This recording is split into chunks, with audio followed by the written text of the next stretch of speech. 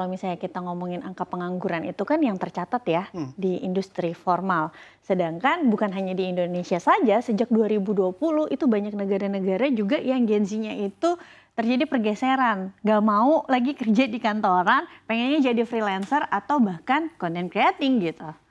Nah, kalau misalnya yang mana juga banyak yang berpindah begitu ya, bahkan ada juga karyawan yang mana juga sudah membuat konten dan merasa lebih cuan untuk bermedia sosial menjadi YouTuber, ini juga akhirnya beralih ke pekerjaan informal. Sebetulnya, andai kita melihat secara persentase, apakah memang untuk menjadi YouTuber dengan penghasilan yang mana juga fluktuatif begitu ya, yang mana tergantung kontennya, ini juga bisa dijadikan sebagai pekerjaan utama mereka?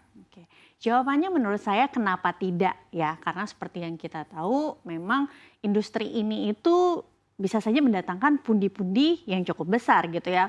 Apalagi sekarang banyak YouTuber atau bahkan content creator yang mereka membuka gitu ya. Berapa sih pendapatan yang mereka bisa hasilkan? Beberapa tahun lalu bahkan sempat viral sebuah podcast di mana ada seorang financial content creator yang mengatakan bahwa penghasilannya bisa 400 juta sebulan dari profesinya sebagai content creator. Jadi kenapa tidak gitu, beliau saja sampai resign. Kalau kita ambil contoh yang lain, ada satu kampung di daerah Jawa Timur ya, di mana terkenal sebagai kampung YouTuber. Jadi banyak dari masyarakatnya sebelum mereka menjadi content creator banyak yang pas-pasan. Tapi ketika mereka diajarkan oleh seseorang untuk menjadi YouTuber, akhirnya ekonomi mereka terbantu. Bahkan ada yang bisa ngelunasin hutang orang tuanya, terus juga ada yang bisa beli aset seperti sawah, rumah, dan lain-lain. Iya, apalagi sekarang zamannya supporting begitu ya dari YouTuber yang sudah terkenal, mensupport lagi YouTuber yang masih menjadi pemula. Nah, kita bicara terkait pemula, apakah memang menurut Anda juga saat ini memang masih waktunya untuk memulai? Apakah memang sudah terlambat? Karena memang YouTuber kita tahu memang sudah sekarang tambah banyak ya? Iya, tambah banyak dan sudah ada yang terkenal dari bahkan beberapa tahun yang lalu begitu Kak Olive. Oke, jadi sebenarnya kita jangan hanya fokus ke YouTuber aja. Karena sosial media itu banyak, ada Instagram, ada TikTok, ada Twitter, dan lain-lainnya gitu. Apakah terlambat? Tidak juga. Bahkan yang dulu jadi YouTuber sekarang ada juga yang sudah pensiun gitu kan. Artinya kan ya seperti di semua industri lah, ada generasi baru. Kalau misalnya dirasa Anda sekalian di rumah memang masih punya sesuatu yang bisa ditampilkan untuk audiens, kenapa tidak untuk masuk ke dalam industri ini gitu. Contoh paling gampangnya sekarang di TikTok tuh yang lebih ramai adalah affiliate marketing. Ya kan, bahkan sampai artis aja yang udah terkenal di TV mereka ikut-ikutan menjadi affiliate marketing gitu ya. Yang tadinya nobody gitu bisa menjadi siapa ketika menjadi affiliate marketing ini gitu. Oke. Nah, andai kita mengamati secara garis besar begitu ya Kak Olive, ini kan yang mana pekerja informal ini kebanyakan bersifat temporary atau secara momentum saja. Andai mana memang dijadikan pekerjaan utama, harus seperti apa untuk menjaga eksistensinya? Oke, jadi apakah ini temporary atau tidak itu sebenarnya balik lagi ke orangnya. Kalau misalnya dia bisa terus konsisten, sebenarnya bisa juga punya karir atau profesi jangka panjang ya. Contoh banyak nama ya kita tahu yang dari dulu mungkin Instagram baru ada sampai sekarang dia masih jadi influencer gitu. Paling penting adalah kalau mau jangka panjang di industri ini harus tahu banget apa niche-nya gitu ya. Supaya tahu target marketnya itu apa. Ketika mau jadi content creator, ketika mau jadi influencer, saya mau bikin kontennya apa sih? Itu dulu, jangan campur aduk. Oke, saya mau bikinnya misalnya terkait beauty atau skincare. Ya udah, berarti target marketnya siapa? Perempuan, seperti itu. Lalu jangan lupa dengan konsisten. Karena sekarang itu kan balik lagi seperti yang tadi Bram bilang, emang dapat pundi-pundinya kelihatannya gampang, tapi kita harus melalui banyak proses gitu. Banyak juga kok content creator yang mungkin sampai sekarang mereka belum menghasilkan gitu dari konten yang mereka buat gitu, viewsnya masih sedikit. Nah konsisten itu penting karena kita nggak pernah tahu kapan konten kita bisa viral. Oke, perlu waktu ya, yang digarisbawahi adalah perlu waktu, tidak serta-merta langsung bisa terkenal dan videonya ditonton oleh banyak orang. Nah bicara terkait perlu waktu ini, sebetulnya apa yang perlu disiapkan juga Kak Olive? Karena memang tidak serta-merta resign dari pekerjaan menjadi YouTuber, ternyata kontennya tidak laku.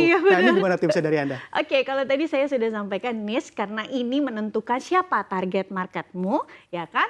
Yang ketiga adalah bangun branding, ya kan? Bangun branding ini tergantung apakah kamu punya usaha untuk dipromosikan, ataukah kamu mau mempromosikan diri kamu sendiri gitu ya.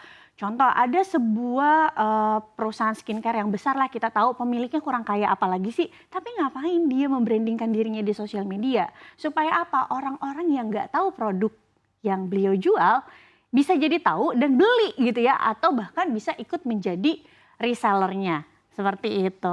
Oke, tahu diri sendiri ya yang Ya, pasti ya, harus betul. mengenali dulu bagaimana diri Anda dan apa yang kiranya bisa untuk dikonsumsi oleh publik. Nah, sebetulnya banyak juga saya mendengar narasi terkait YouTuber di masa lalu begitu ya, yang mana awalnya hanya iseng-iseng saja. Apakah untuk saat ini kata iseng-iseng saja juga masih relate dengan YouTube saat ini? Anda melihatnya? Oke, mungkin kalau misalnya awalnya iseng-iseng itu nggak apa-apa, tapi harus tahu nih kapan seriusnya. Karena kalau iseng-iseng aja biasanya nanti hasilnya iseng-iseng juga. Ingat, kalau misalnya mau jadi content creator harus bersaing sama content creator lainnya yang sekarang pengen banget masuk ke industri ini. Karena kan jadi content creator tuh bisa dilakuin di rumah, berarti makin banyak kan yang pengen banget di industri ini. Kalau cuma sebatas iseng-iseng aja, takutnya kalah sama pihak-pihak lain yang mereka secara serius terjun ke dalam industri ini. Oke, nanti hasilnya iseng-iseng saja. Iya, betul. Awalnya diiseng-iseng saja mungkin ya, nantinya kalau terkenal agak diseriusin sedikit gitu ya Kak Olive ya. Nah, kalau misalnya kita melihat artis-artis yang mana juga justru terjun ke YouTube banyak sekali saat ini dan tentunya juga membuka peluang kerja. Iya. Anda melihatnya apakah memang hal ini juga akan membuat tingkat pengangguran kita juga semakin rendah begitu di mata pemerintah? Oke, jadi kalau kita ngomongin pendapatan itu kan nggak didapat sebenarnya dari kita bekerja di kantor aja ya, bisa dari manapun gitu. Kalau selama kita dari sisi atau industri informal bisa mendapatkan pendapatan, kenapa tidak gitu kan? Oke, jadi ya sikat-sikat saja Iya. begitu ya, yang mana juga tentunya baik atas hal ini. Iya. Nah, Anda melihatnya secara prospek apakah memang untuk menjadi YouTuber ataupun konten kreator begitu ya, ke depannya juga masih akan baik-baik saja? Oke. Atau justru ini memang sedang momennya saja, Kak Olive? Oke, kalau kita lihat, jadi TNS Insight itu sempat mengeluarkan data bahwa beberapa tahun ke belakang itu masyarakat Indonesia itu lebih banyak menghabiskan waktunya untuk melihat sosial media daripada TV. Artinya adalah penonton TV-nya berkurang. 3 jam masyarakat Indonesia itu bisa loh nonton sosial media. Akhirnya apa? Banyak orang pengen nonton kan konten-konten yang dihasilkan. So menurut aku ke depannya itu masih banyak peluangnya untuk atau masih besar peluangnya untuk menjadi content creator. Karena ketika peralihan dari masyarakat yang nonton TV berubah menjadi masyarakat yang mengkonsumsi sosial media, tentunya pengiklan juga terjadi pergeseran yang tadinya ngiklannya mungkin cuma di TV, radio, atau juga media massa. Beberapa tahun terakhir sudah mulai aktif mengiklan di sosial media. Dan tidak menutup kemungkinan ke depannya justru lebih masif di sosial media dibanding media-media yang konvensional. Untuk itu menurutku masih bisa besar pertumbuhannya ke depan untuk sosial media. Oke, prospeknya masih cukup cerah begitu ya. Bahkan juga TV-TV besar saat ini juga membuat konten Iya, di iya. media-media sosial platform yang mereka miliki begitu ya. Iya. Nah, ini juga menjadi fenomena baru juga begitu ya, yang mana dulu televisi menjadi media mainstream bagi masyarakat, saat ini juga harus beradaptasi dengan kondisi yang ada. Nah, Anda melihat terkait dukungan dari pemerintah yang mana saat ini pekerja informal dikatakan cukup tinggi ataupun mengalami peningkatan, sebetulnya Anda melihat dukungan pemerintah terhadap para konten kreator, para YouTuber dan orang-orang yang memang aktivitasnya di media sosial sejauh ini seperti apa? Ya, kalau untuk saat ini sih sebenarnya dukungan mereka cukup baik. Cuma yang aku mau mungkin sarankan ya untuk pemerintah sendiri, mungkin bisa bikin regulasi yang bisa mengatur terkait konten-konten yang diproduksi ini. Karena kalau kita lihat even di YouTube aja, contoh ada konten yang bisa cara mencuri mobil X gitu. Jadi kalau bisa ada peraturan-peraturan untuk meregulasi konten-konten seperti ini atau konten-konten promosi terkait judi online dan sebagainya.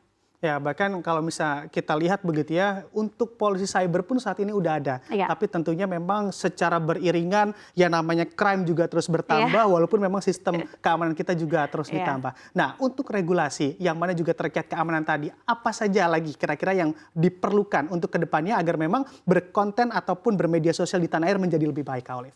Oke, jadi kalau menurutku juga terkait copyright ya harus diperjelas lagi di sini. Karena banyak juga content creator yang mereka tuh cuma bikin medianya misalnya copy paste dari tempat lain. Gimana nih sama regulasinya? Gitu kan harus diperjelas lagi. Apakah bisa kita sebagai content creator yang membuat konten tersebut dari awal mengklaim atau memberikan somasi terhadap pihak-pihak yang mungkin mengcopy konten-konten kita secara 100% gitu ya. Ya memang kalau di dunia content creator kan ada yang namanya ATM ya, amati, tiru, modifikasi. Tapi ini yang dijiplak 100% ya gitu. Bahkan ada juga content creator yang cuma menyajikan misalnya berita-berita yang ditulis CNBC. Tapi diproduce untuk medianya mereka sendiri. Nah, bagaimana nih regulasi-regulasi yang seperti ini gitu kan untuk melindungi hak cipta dari pemilik sebenarnya. Oke, baik. Dengan regulasi yang tentunya Anda katakan masih perlu banyak diinovasi begitu ya, mengikuti perkembangan zaman. Sebetulnya sejauh ini yang mana juga di zaman peningkatan pekerja informal, mereka kemana biasanya mengadu terkait hal-hal tersebut? Oke, kalau informal sih aku pribadi karena content creator memang belum pernah mengadu ya, jadi belum tahu juga nih kemana. Tapi biasanya karena kita sebagai content creator itu punya audience gitu ya, biasanya ya kita sharingnya di sosial media kita baru nanti misalnya nyampe ke pihak-pihak tertentu. Memang sampai selama ini sih belum ada case-case yang misalnya cukup parah atau seperti apa atau pengaduan-pengaduan terkait copyright ini gitu. Tapi kalau misalnya regulasinya terkait katakanlah perlindungan dari sisi pendapatan dari si influencernya, menurutku itu udah balik lagi ke personal ya. Karena ketika seorang influencer atau content creator memilih untuk bekerja informal, maka mereka sudah tahu bahwa pekerjaan informal sudah pasti akan berbeda dengan pekerjaan formal gitu. Ya, banyak juga yang berbeda begitu ya, dari segi pendapatan pun tidak seperti pekerja formal pastinya. Nah, untuk mungkin banyak para sobat cuan di rumah sana begitu yang ketinggalan terkait tadi yang Anda katakan terkait tips-tips sebagai pemula untuk menjadi seorang YouTuber yang mana juga bisa berhasil seperti Kak Olive. Silakan. Oke, tipsnya dari aku yang pertama adalah harus tahu niche-nya itu apa, mau bikin kontennya itu apa. Apakah konten parenting di Indonesia tuh laku banget loh, parenting, keluarga, atau juga skincare, atau bahkan pengetahuan terkait investasi dan finansial, supaya kamu tahu kira-kira target marketnya itu siapa, ya kan? Apakah Gen Z, milenial, atau bahkan ibu-ibu gitu. Yang ketiga, bangun branding diri. Tujuannya adalah untuk menjual diri sendiri atau produk yang ingin kita jual, supaya lebih dikenal sama audiens. Yang keempat, jangan lupa harus punya unique selling point. Inilah yang bisa membuat kamu bertahan di industri ini. Unique selling point itu bisa berbagai macam.